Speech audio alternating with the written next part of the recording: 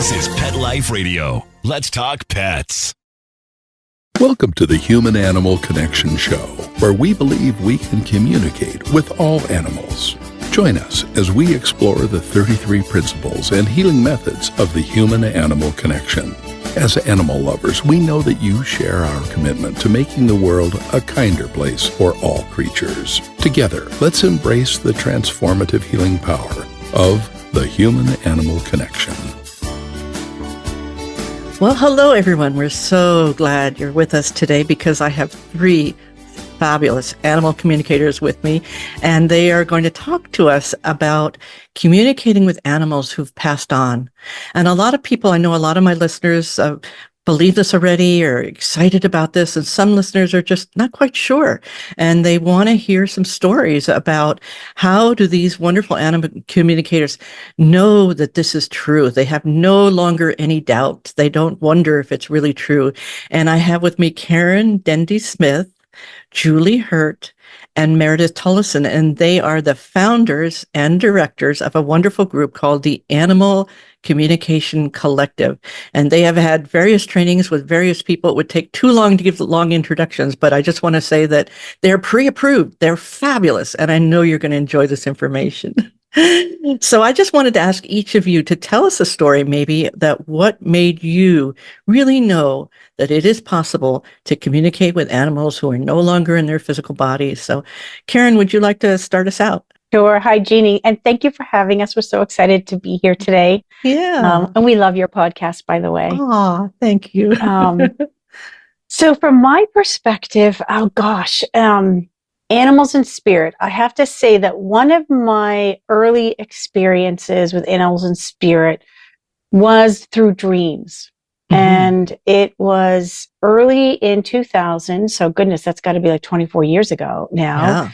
Yeah. My dear cat from college, Dusty, had passed away. Hmm. And I was so distraught about her passing because at that time, we didn't have the resources we have now and the internet and all the information around like what is the right diet and what is the right way to take care of an animal. And so I really had her at a period of time where we didn't know all of that. So when she passed away, I felt a lot of guilt. And I know that a lot of people do feel that, you know, when their animals pass away. It's a lot of what we work with people and their animals in spirit now. Yeah. And I already did believe in reincarnation. I believed in that since I was a really little kid. I don't know why, but I always did. And with her passing, I would just kind of meditate and kind of ask the universe, please let her come back and give me a do-over. You know, please do. I needed a do-over. We weren't finished. Her lesson for me in the way that she passed and how it kind of shook my world was upsetting. And so it took about 3 years. And I think it took that long because of what I was going through in my life.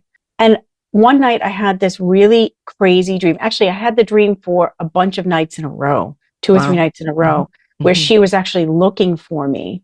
And she was kind of in this battle scenario. And I was trying to get to her across what seemed like a crazy battle. And we were on two sides of this battle. And it was like me trying to get to her and her trying to get to me. And I woke up after a few nights of this and I said to my then fiance, not yet husband, do you like cats? Because I'm having this dream and I feel like we're going to get a stray cat is going to come to us. So if a cat shows up, can we keep it? And he said, sure, I like cats, which I didn't know back then. Okay. I had a feeling that she was trying to get back to me. So 3 weeks later, my brother calls me from Florida. He has found a 3-week-old kitten from the day I was having those dreams in the middle of a divided highway, in the middle of Florida, in the middle of the night with all the cars rushing by, and he was black. Oh, wow. Yeah. So I knew it was one of those weird electrical staticky things where you just know something has happened that's way beyond our knowledge in the 3D. Mm-hmm. And I said, ship him up to me. I know who he is. And we brought him up to me. I opened the crate. He jumped out of the crate, attached himself to my chest. And I knew it was my cat Dusty come back. Wow. To kind of continue the journey of lessons with me, which he did for another 15 years, which is why I'm actually an animal communicator. So the whole journey, those dreams were so vivid to me. That's when I thought, okay, animals are reaching out from spirit, not just humans. And that was a big aha moment for me back then. Wow. Beautiful, beautiful story. Beautiful story. I know some people wonder, if their animals will come back in this lifetime, and some animals do choose to do that. A lot of animals don't because they want to meet you elsewhere or whatever. They have other Right. things to do, but it's really, I love those stories when it's like when someone knows this is my cat or dog or come back to me. Wow, it's beautiful. All right. Well, Julie, would you share a story with us? Yeah, I love to. Thank you so much for having us too, Jeannie. This is really fun. Thank you. So my story is about the first dog I ever had. Her name was Daffy. Unfortunately, the summer before I was to leave for college, she was hit by a car while I wasn't home and whatnot. And the grief that I felt at her passing was just so immense. And actually, it's never really left me as I think about it. And I just knew, I can't really explain. I just knew in that moment, and I knew going forward throughout my college years that she was never really gone. Because I could feel her around me. Every time I would see a picture, yes, of course, there was grief, but I just felt like there had to be something more. And I know that goes back to my childhood, sitting in the front lawn and like talking to the dandelions and talking to all the bugs and feeling like I had a connection and an ability to talk with them and be connected with them. And that there was more there than just something, that you could squish or you could, ignore or whatnot. I just always knew. So then fast forward, after Daffy passed away, my maternal grandmother passed from colon cancer. And it was around the time when Oprah was having a lot of people on her Live Your Best Life series. So she was having Rosemary Altea on, she was having Carolyn Mace on, she was having John Edwards on, and talking about what all was possible, that there is so much more to us. And with my grandmother's passing, my grandfather was having experiences where she was visiting him. My father was having experiences as well. And then I was dreaming about her. And one of those dreams, as well as something, if I remember correctly, something that my dad actually had experienced, my dog Daffy was with her and she was taking care of Daffy. And so I just, to some degree, I always knew that things were possible, but when grandma passed, and she's very prevalent in my work today, my grandmother, I have a picture of her from 1932 on my desk, on my bookshelf right there.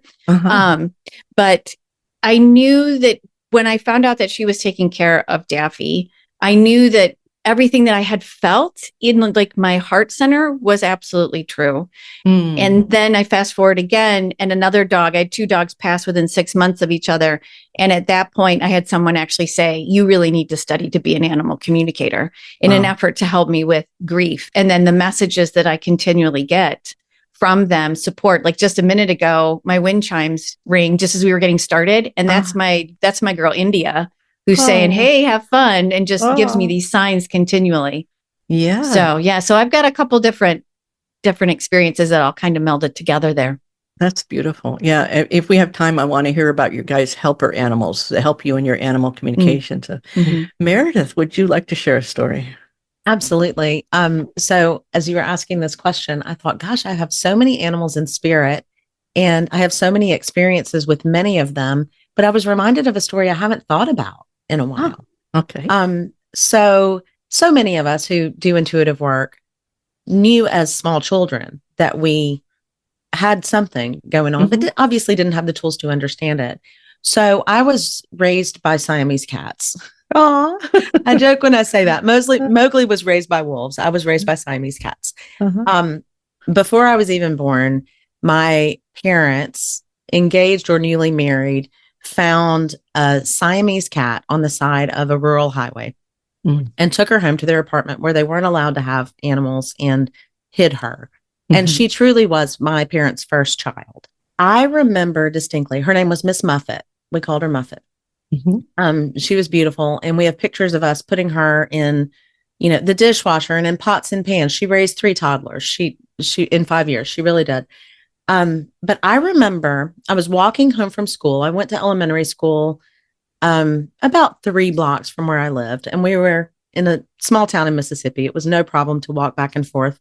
And someone would always come and meet me at the back gate to my parents' home, to welcome, to know that I had come home. And I remember one day leaving school, skipping down the road and thinking, oh, I suddenly feel really sad. And I didn't know why. Our family friend met me at the back gate and put his arm around me and said, Muffet has gone. I don't remember how he said it. I think he said she's gone to be with Jesus. And I remember feeling, oh, well, I'm so sad. But she's okay. I knew immediately she was okay. Well, this was the day of my 7th birthday party. And my mother had literally taken to the bed. She was grieving so hard for this animal. We had her 14, 15 years, and my mother was in absolute grief.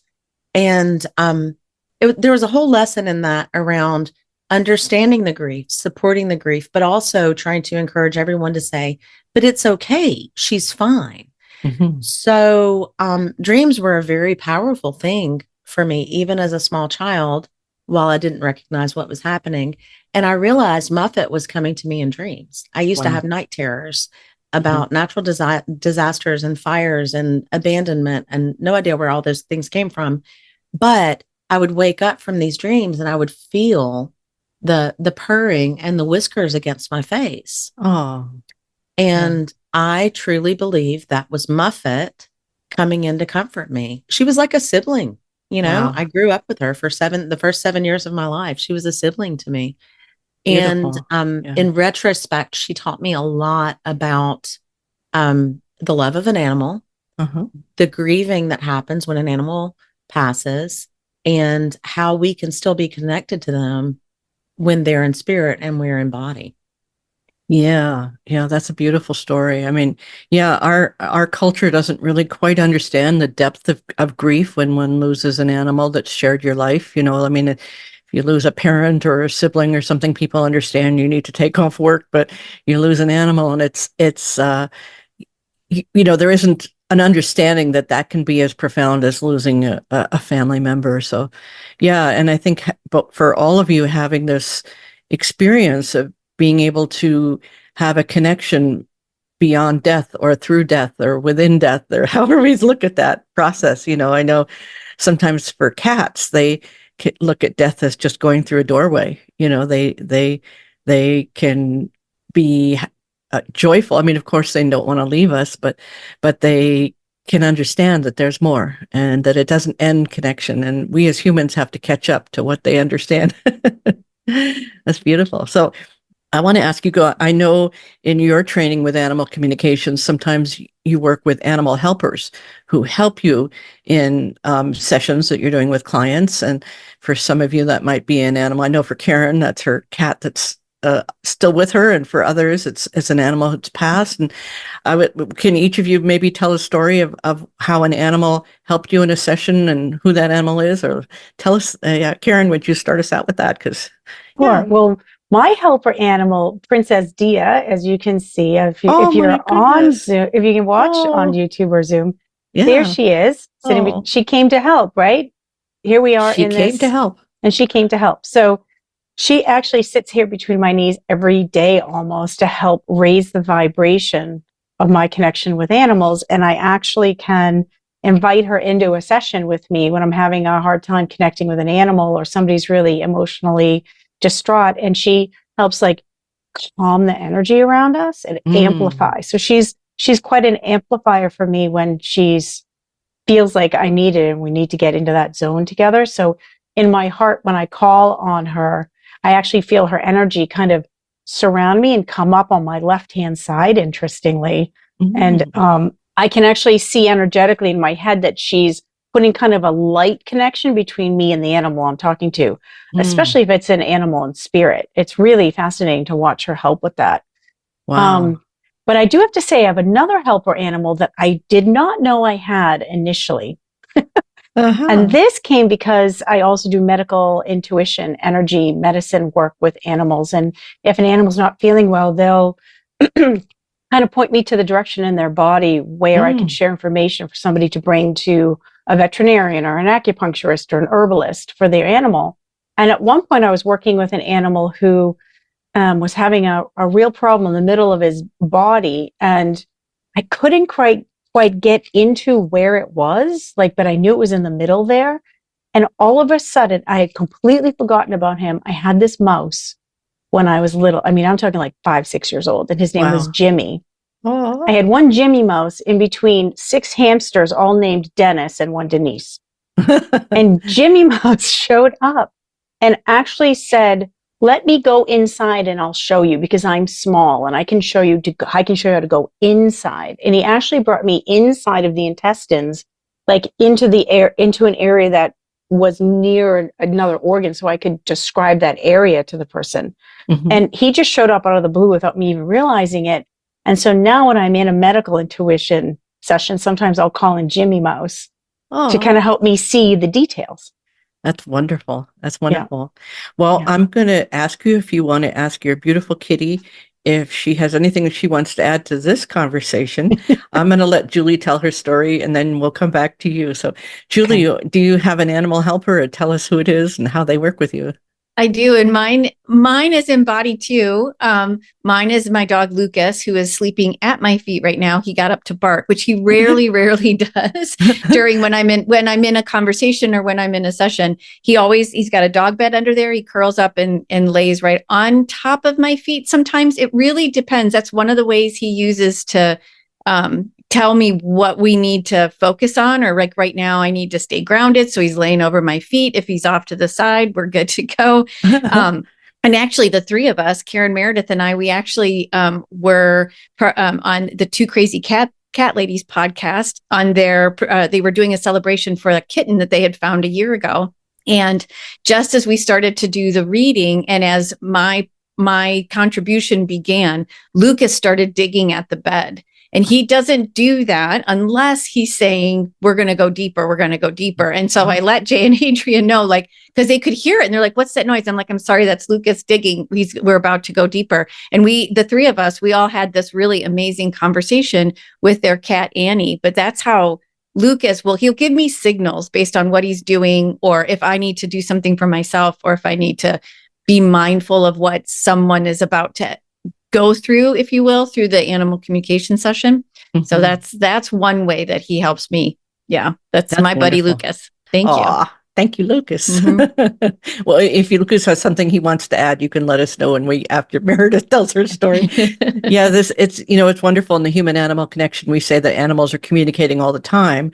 It's just whether or not we're listening, so mm-hmm. We have to, you have to, like Julie, you said, you notice when he's digging or when he's at your feet or when he's at your side, that it's not just nothing. It means something. That is a communication. And so your willingness to receive that makes all the difference. And of course, just like in any other conversation, if you stop listening, the other person will stop talking. So animals will give up if we don't recognize that they're connecting with us. Great. Mm-hmm. So Meredith, tell us about your helper animal.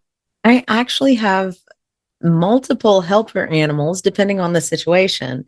When we first started, when we first started being asked about our helper animal, the most prominent one that came through was my big buddy, my old dog Vader, who he's been gone about 8 years or so. He was a huge dog. He was a lab German Shepherd mix. We found him on the side of the road. He looked like a bear cub. Never had a dog before. As I said, I was raised by cats, and I'd always had cats. He was the first dog that I ever had in my home as an adult. Mm. And he topped out at about 125 pounds. He was a huge boy. Yeah. But he was a gentle giant. Mm. He was the most delicate. He knew if there was a child or a baby or an elderly person. He was so completely gentle and aware. The concept of proprioception really applies to Vader. You know how sometimes you have a Great Dane that you're like, you're an enormous dog, but they really understand their size. Mm-hmm. Vader understood his size, and he was solid black. Mm. So he was a very intimidating dog with an enormous bark. Vader came through to me to show me stability and quiet strength. Mm. He was a very grounding dog. I had no idea what an easy dog he was until I had more challenging dogs down the line. Yeah. So when I first started working with a helper animal, Vader was the one that came through kind of to keep me, I believe, from flying off the handle. Mm-hmm. I can go in a lot of different directions. And Vader was like slow, quiet energy, mm-hmm. deep voice, quiet talking. Wow. But he would step up in a moment of crisis and take care of a situation He felt very protective of me. Mm-hmm. As we began working more, my kitty cat Boris passed. Boris comes in as a helper animal for me when there's a message of resilience or persistence. Or Boris, I'll tell you the story someday. Karen and Julie have heard it. Boris used up every one of his 9 lives before he actually left this world. So he teaches me about persistence and resilience. Wonderful. But my everyday is the big guy Barnabas lying at my feet, who's moving my backdrop now, digging Julie in the rug, digging. So he might have something he wants to add to this conversation. Yeah. So Barnabas steps in when there's a question of a new experience, new adventures, opening yourself up to new possibilities. So it's interesting. I have several helper animals depending on the situation that I'm needing to work with. And when they all show up together, I know it's time to sit down and shut up and listen. Okay. Well, we're going to take a short little break. This is a fascinating conversation. When we come back, I want to hear from each of your animals what they want to add to this conversation that we've been having. So don't go anywhere because we'll be right back. Hey friends, if you like what you're hearing and want to learn more, check out Dr. Joseph's book, The Human-Animal Connection, Deepening Relationships with Animals and Ourselves. Or visit the website, thehumananimalconnection.org, to book an online consultation. Thank you for loving animals. Now back to the show. Let's Talk Pets on PetLifeRadio.com.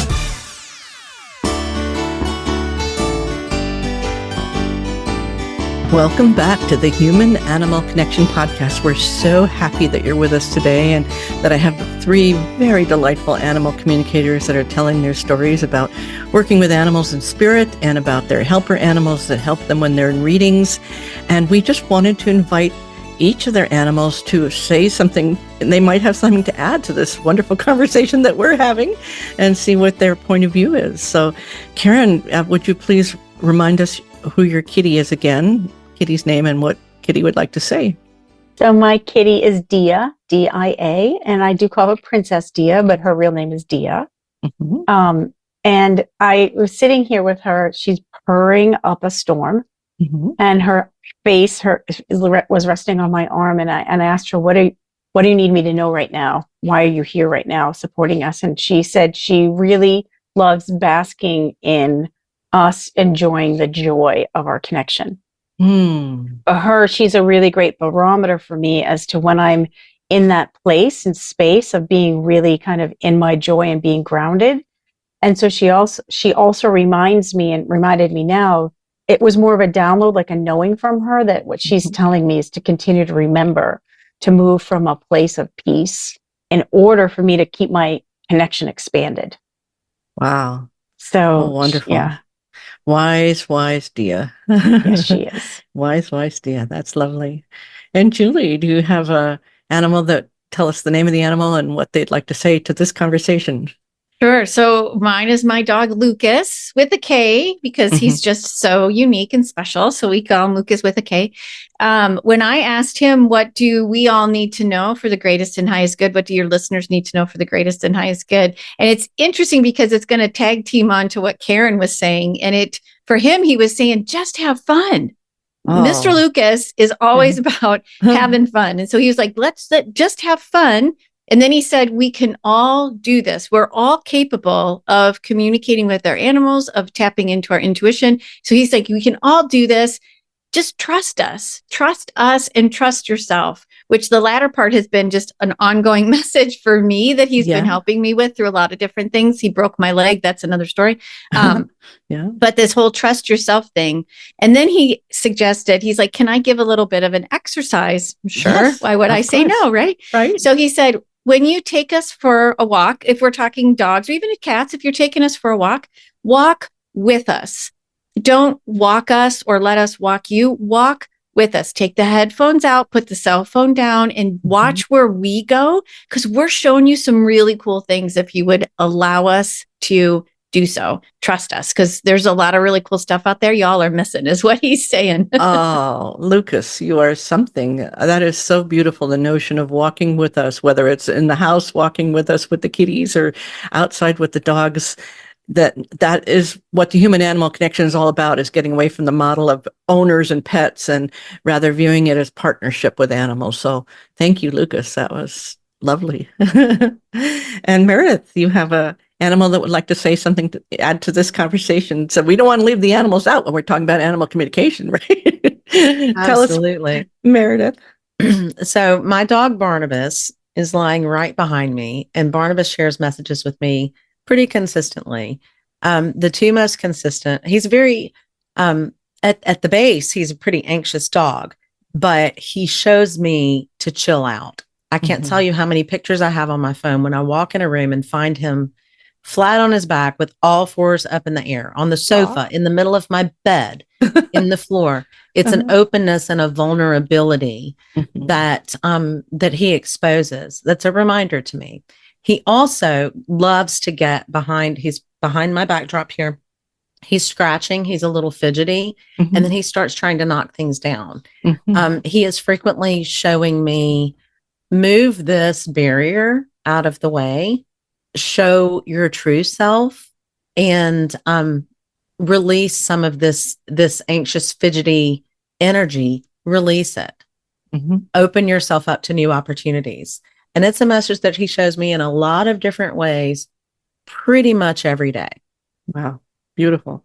Well, it's so wonderful. Animal communication is not just about us telling them things or getting them to change behavior. They really have something to say to us. Do you know what I mean? And that if you didn't have a reason to open yourself to animal communication, here's another one, because they really have something to offer. They have tremendous insight and understanding and non-judgment, but deep insight as to some of the issues that we're working with in these lifetimes. And it seems that some of them may have come in to help us with particular cycles of growth. And yeah, well, it's really lovely. Well, we just have a couple minutes left, so I want to ask each of you, what is one thing that really helped you as an animal communicator, like took you from, say, where you started maybe as a child with a kind of, automatic knowingness, to the level where you're all professionals, you're all doing this for a living, and, people count on you to really help them through the difficult patches that they may be going through.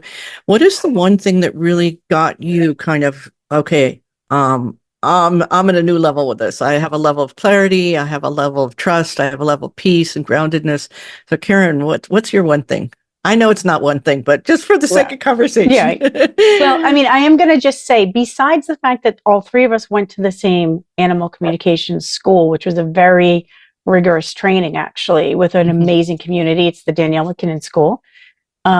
We all went to that school. That is a big thing that helped me. But besides that, the one thing I will share that really helped me open up my intuition again, that I had closed after childhood, was a form of meditation called Pangu Shengong.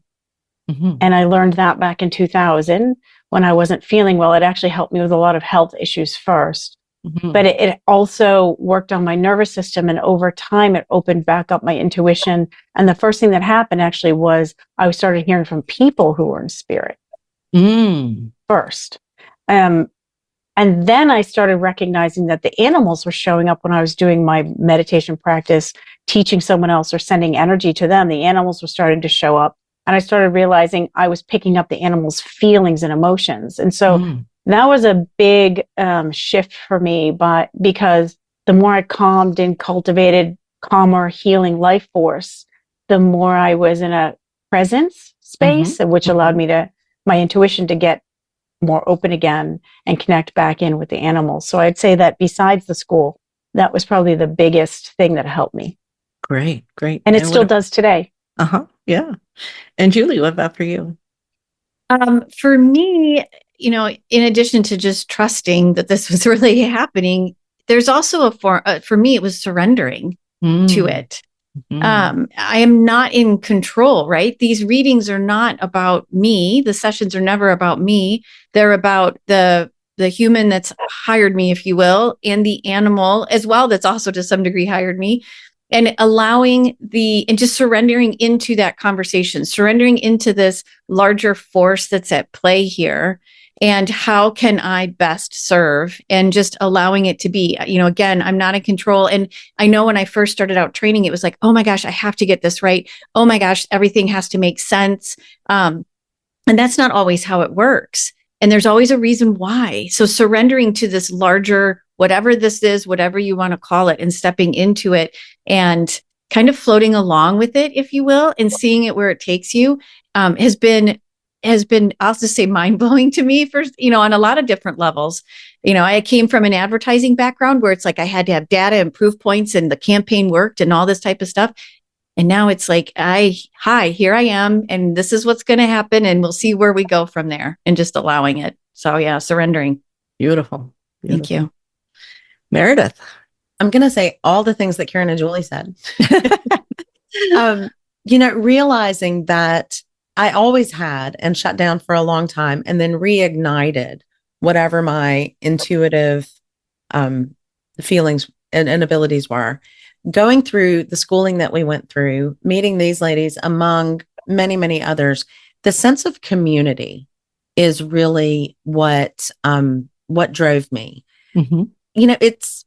It's natural. We say we shouldn't have to feel like we have to have affirmation, but it's natural to want that, right? Mm-hmm. Finally finding a group of people who all had such similar experiences that I had, and who were all validating that they were real, made me open myself up even more to the possibility of fully accepting this and bringing it in as a part of my life, and not really caring if I didn't have every data point or every proof point. And then the more, the more I work with people, the more I work with clients, the more I work with animals, the validation and affirmation that comes from those great experiences has helped me continue to accept myself and trust myself that I'm doing good work. I've always said all I ever wanted to do was change the world. And that's a huge project, right? Yes, it is. But helping one dog at a time, one human at a time, one person at a time, staying on this very micro level of interactivity and community, and the community that we've built through the work that we're doing and are continuing to build, and the good that we can bring into the world. That's really my impetus behind it. That's awesome. Awesome. Well, it's been so delightful to talk to the three of us. Before I let you go, Karen, would you tell people how they can get in touch with you and follow up with you guys? Well, you can definitely find us just by typing in our names in Google, because all of our websites are our names. So KarenDendySmith.com, Julie Hewitt, Meredith Tolson. If you type those names in, you will find our individual websites. The other way that you can find us is through our collective, the Animal Communication Collective, which is our fundraising group, where we volunteer. 100% of our time goes for free. We volunteer and run fundraising events for rescues and shelters and 501c3 animal nonprofits. And we're going to be excitingly doing one for you, right, Jeannie? I know. I'm so excited. We're going to be able to have people be on and get readings from these wonderful people that you've been here listening to. That will be July 10th, I believe that is. So I think we have so much to talk about. We're just going to have to do this again before, because there's just so much good stuff. We just scratched the surface. But yeah, so we'll be doing a fun fundraiser, and we'll be announcing more news about that as we get closer. Well, I want to thank you all so much. This has been a delightful afternoon, and I hope that our listeners are inspired by what they've heard today. Oh, you're so welcome. Okay. Thanks for having us. It's been wonderful. Aloha for now.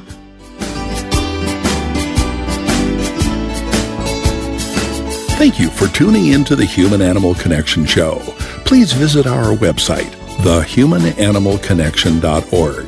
There you can sign up for our free email newsletter, book a consultation, or check out our blogs and resources. Our best-selling book, The Human Animal Connection, is available on Amazon, and your donation of any amount keeps our nonprofit organization providing life-changing services. You can reach Michael Overly, author of Let Your Dog Lead, Musings on How to Create an Exceptional Life, on his website at dogsandmen.com. or email michael@dogsandmen.com. Let's Talk Pets, every week on demand, only on PetLifeRadio.com.